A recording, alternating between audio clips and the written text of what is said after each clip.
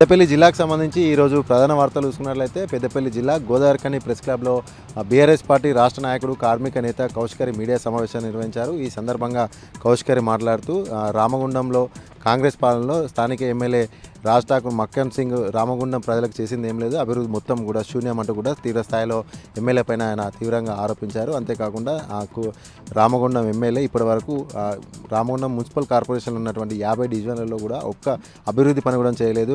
50 డివిజన్లలో కూడా ఎక్కడి పనులు అక్కడే ఆగిపోయాయి. ఒక కొత్త పని కూడా చేయలేదు. ఒక సమీక్ష నిర్వహించలేదు, ఒక సమావేశం నిర్వహించకపోగా చిరు వ్యాపారాలపైన కుట్రపూరితంగా కూల్చివేతలు చేస్తున్నారంటూ కూడా ఆరోపించారు. లక్ష్మీనారాయణ అంతా కూడా అభివృద్ధి పేరిట కూల్చివేతలతో రామగుండ ప్రజలను భయభ్రాంతులకు చేస్తున్నారు స్థానిక ఎమ్మెల్యే అంటూ కూడా ఆరోపించారు. అంతేకాకుండా ఎన్టీపీసీ పొల్యూషన్లో బతుకుతున్నటువంటి ఇక్కడి వారికి కాకుండా బయటి వారికి బూడిద తరలింపు టెండర్లు ప్రకటించడం ఏంటంటూ కూడా ఆయన ప్రశ్నించారు. బండి సంజయ్ బూడిద దందా పైన ఎందుకు మాట్లాడారంటూ కూడా ప్రశ్నించారు.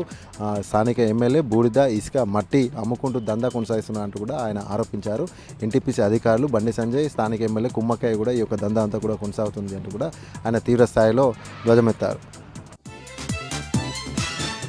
అలాగే మరొక ప్రధాన వార్త చూసుకున్నట్లయితే ప్రభుత్వ పాఠశాల విద్యార్థులకు దృష్టిలోప నివారణే లక్ష్యంగా గోదావరిఖని ప్రభుత్వ ఆసుపత్రిలో మెడికల్ క్యాంప్ నిర్వహించారు. ఈ సందర్భంగా పెద్దపల్లి జిల్లా వ్యాప్తంగా ఉన్నటువంటి విద్యార్థులందరినీ కూడా సుమారు 1500 మంది విద్యార్థులను దృష్టిలోపంతో బాధపడుతున్నటువంటి విద్యార్థులను గుర్తించామంటూ ఈ 1500 మంది విద్యార్థులకు గాను పెద్దపల్లి జిల్లా వ్యాప్తంగా కూడా కేవలం రామగుండం గోదావరిఖని ప్రభుత్వ ఆసుపత్రిలో ప్రతిరోజు కూడా పరీక్షలు నిర్వహిస్తున్నామంటూ కూడా అసిస్టెంట్ ప్రొఫెసర్ వేణుమాధవ్ తెలిపారు. ప్రతిరోజు కూడా 50 మంది విద్యార్థులకు కంటి పరీక్షలు నిర్వహిస్తున్నామని, వారికి కంటి పరీక్షల స్థాయిని బట్టి వారికి కావాల్సిన కళ్ళజోల పంపిణీ, అంతేకాకుండా తీవ్ర స్థాయిలో దృష్టిలోపం ఉన్నట్లయితే ఆపరేషన్ కూడా చేయబడుతుందంటూ కూడా ఆయన వివరించారు. ఈ యొక్క పరీక్ష నిర్ధారణ అంతా కూడా 15 రోజుల పాటు కూడా కొనసాగుతుందంటూ కూడా అసిస్టెంట్ ప్రొఫెసర్ వేణుమాధవ్ తెలిపారు.